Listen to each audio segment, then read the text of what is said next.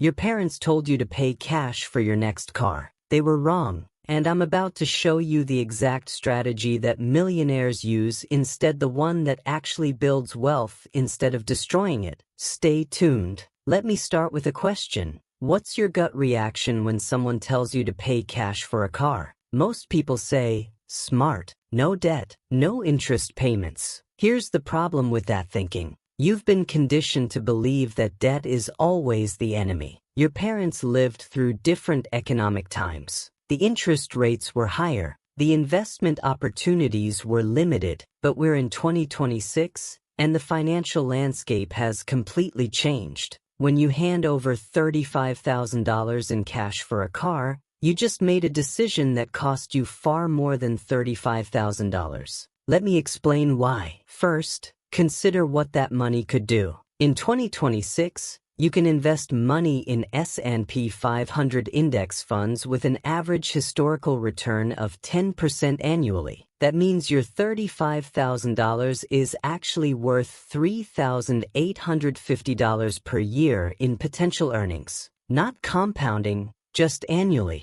If you keep that car for 5 years, you've just given up $19,250 in potential investment returns. But wait, there's more. When you pay cash, you don't get a loan. That seems smart, right? Wrong. You actually miss out on something called arbitrage opportunity, the difference between what you pay to borrow money and what you can earn with that money. Here's the actual trap. Paying cash locks up your capital. Capital is everything in wealth building. It's the fuel that runs the wealth machine. Every dollar locked into a depreciating asset is a dollar that can't work for you in investments, businesses, or opportunities. The second trap is the psychological one. When people pay cash, they feel like they made a smart financial move. They feel wealthy, but feeling wealthy and being wealthy are two different things. Being wealthy means your money works for you while you sleep. Paying cash for a car doesn't do that. The third trap is inflation and opportunity cost. In 2026, inflation is real. The dollar you have today is worth more than the dollar you'll have next year. By paying cash now,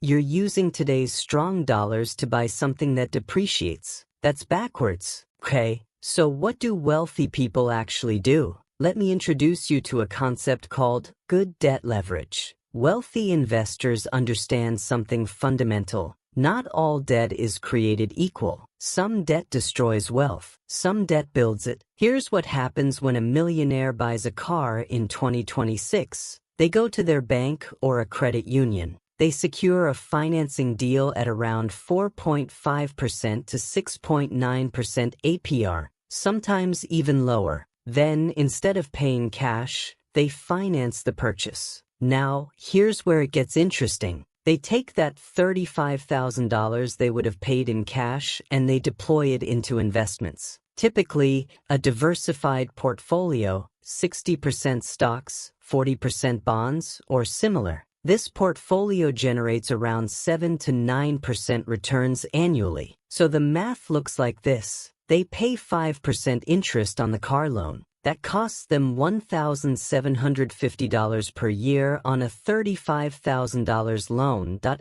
they earn 8% on their $35,000 investment. That makes them $2,800 per year. Net result, they make $1,050 per year while driving the exact same car. But it gets better. Over a 5-year loan period, here's what happens. They pay about $4,700 in total interest on the car. They earn approximately $16,500 plus in investment returns, with compounding. Net profit, $11,800 while driving a car they enjoy. And here's the thing nobody talks about. The wealthy person still owns the car. They still drive it. They still enjoy it. The only difference is they kept their capital liquid and working. This is why you see wealthy people driving BMWs, Teslas, and luxury vehicles. Not because they're irresponsible, because they understand that a car is a consumption item, and you should never sacrifice capital preservation for consumption. There's another angle too. When you finance a car, you get a specific loan at a specific rate. But investment returns fluctuate. In 2026, we're seeing healthy market conditions. But what happens in a market downturn? Here's what smart investors do. They use financing as a floor. They know their car payment is fixed, say $600 a month. Their investment might drop 20%, but the payment stays the same. This forces discipline. It forces you to keep investing through market cycles. That's when real wealth is built. Not when markets are booming, but when you're buying quality assets at discounted prices during downturns. This is financial sophistication. This is how generational wealth is created. Let me break this down with actual numbers that will shock you. Scenario A, the cash payment. What most people do. You have $35,000 saved up. You pay cash for a car. Year 1 to 5. Car payment,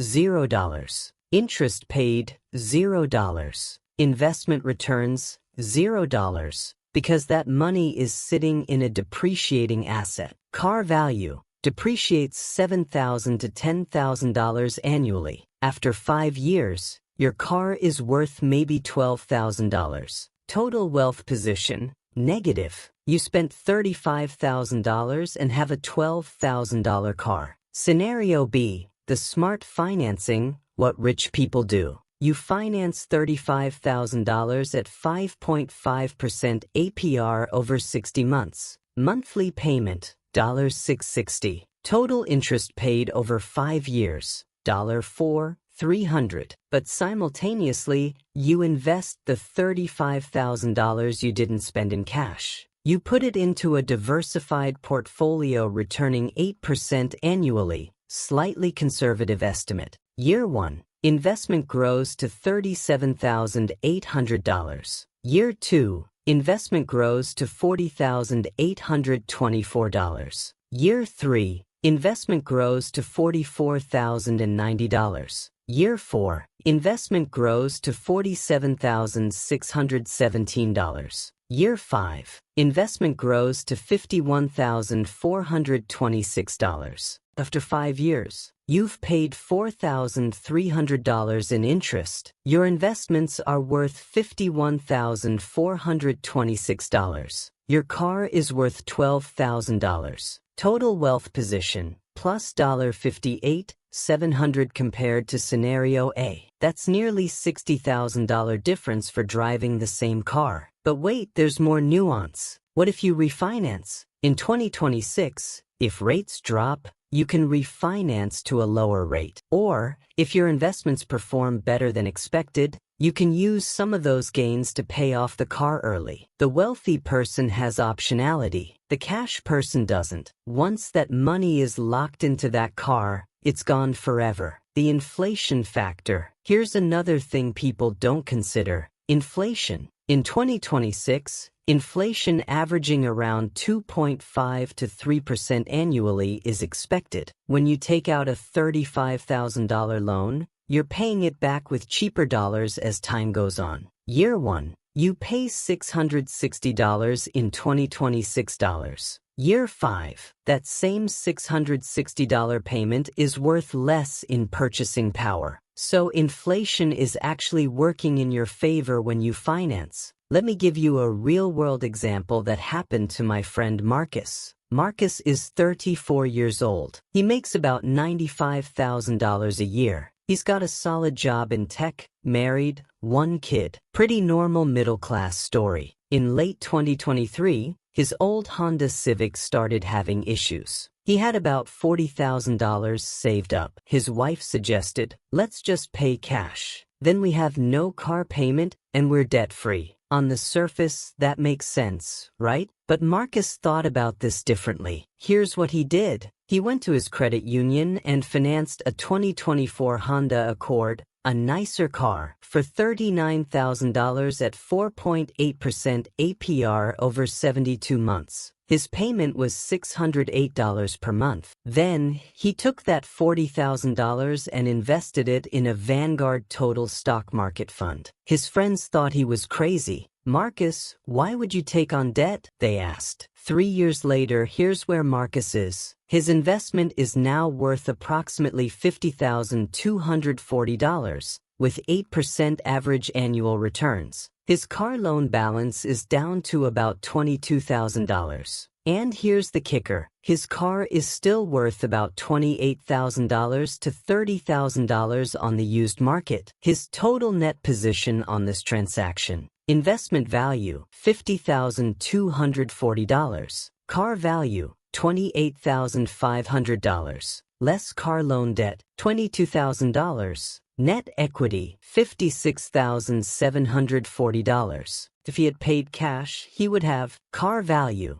$23,000, depreciated more because it's older. Investment account, $0. Net equity, $23,000. Difference, $33,740 more wealth by financing instead of paying cash. And Marcus is still driving a nice car. He's not stressed about payments, they're easy on his income. But more importantly, his wealth is actually growing. This is what people don't understand. Wealth building isn't about being debt-free. It's about deploying capital strategically. Here's where the psychology gets interesting, and honestly, this might be the most important part of this entire video. There's a psychological concept called money scripts. These are the beliefs about money that we inherit from our parents, our environment, and our culture. Most Americans have this money script. Debt is bad. Cash is king. Being debt-free is the goal. This script was formed in a different era. When your parents were buying houses and cars, inflation was 8 to 10%. Interest rates were 15 to 18%. The math was completely different. But in 2026, the math has flipped. Your parents' advice, while well-intentioned, is actually keeping you poor. Here's the psychological shift wealthy people make. They separate emotional satisfaction from financial optimization. When you pay cash for a car,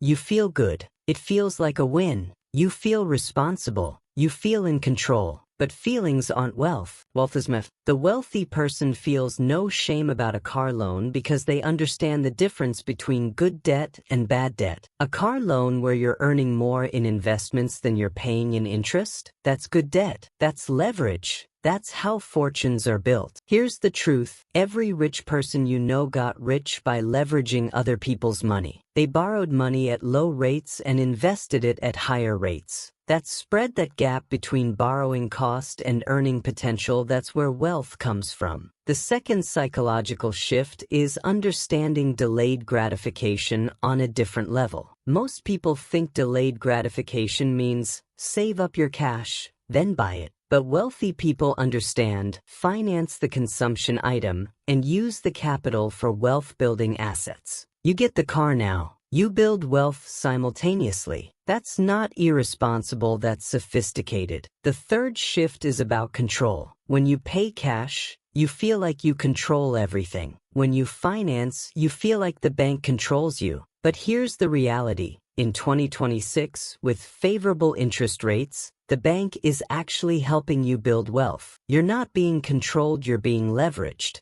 There's a difference. Okay, here's what you're going to do. Not what you should consider, what you're actually going to do, starting today. Step 1. Audit your beliefs. Write down everything your parents told you about car debt. Get it out of your head. Recognize that world doesn't exist anymore. This is 2026. Step 2. If you're buying a car soon, get pre-approved for financing first. Check multiple lenders, your bank, credit unions, and online lenders. Shop around. You want the lowest rate possible. Step 3. Run the numbers. Take your potential loan amount and your expected investment return rate. Calculate the spread. If you can earn more in investments than you'll pay in interest, pull the trigger. Step 4. Invest the difference. Don't just finance the car and spend the money you saved. Actually invest it. Set up automatic monthly investments. Make it boring. Make it automatic. Step 5. Reframe your thinking. A car loan isn't a burden. It's an opportunity to leverage capital. Say this to yourself. Believe it. Here's my challenge to you. In 5 years, Let me know how many people paid cash for their cars versus how many used this strategy. I guarantee the people who finance strategically will have significantly more wealth. The gap between the rich and poor isn't what they earn.